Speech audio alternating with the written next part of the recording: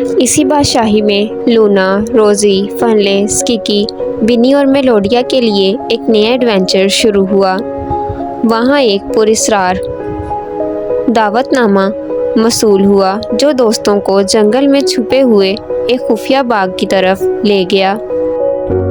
बाग जादुई फूलों और बातें करने वाले दरख्तों और पोशीदा बागात से भरा हुआ था।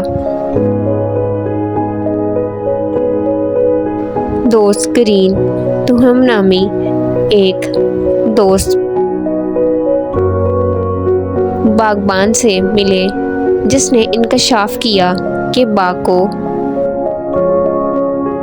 एक तारीकी कुव्वत से खतरा है। मलेशिया नामी एक शरीर जादूगरनी ने बाग को तबाह करने और सल्तनत पर हुकूमत करने के लिए जादू किया था। ये सुनकर लूना, रोज़ी, फनलेस, किकी, बिन्नी और मेलोडिया ने मलेशिया के जादू को तोड़ने और बाग को दोबारा बहाल करने के लिए अपनी महारत को और टीम वर्क को इस्तेमाल किया। जब वो बाग में गुजरे तो उन्हें पोशीदा मंदिर, खुफिया गुजरगाहें और कदीम नमूने दरियाफ्त हुए। उनकी मुलाकात प्रोफेसर होटिनी नामी एक अक्लमंद पुराने उल्लू से हुई जिसने उन्हें बाग के जादू और तारीख के बारे में सिखाया।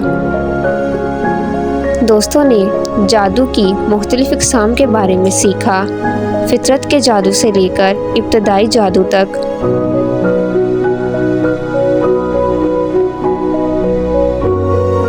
उन्होंने दरियाफ्त किया कि उनमें से हर एक का बाग के जादू से ख़ास ताल्लुक़ था। अपनी नई ताकतों के साथ उन्होंने मलेशिया के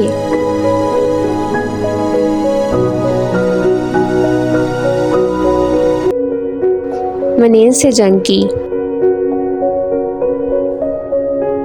और इसके तारीखी किले तक पहुंच गए।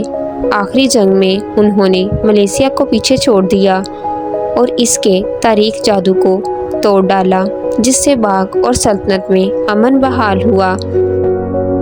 बादशाही को बचाने के साथ दोस्त बाग में वापस आए। एक बार फिर हीरो के तौर पर उनका इस्तकबाल किया गया।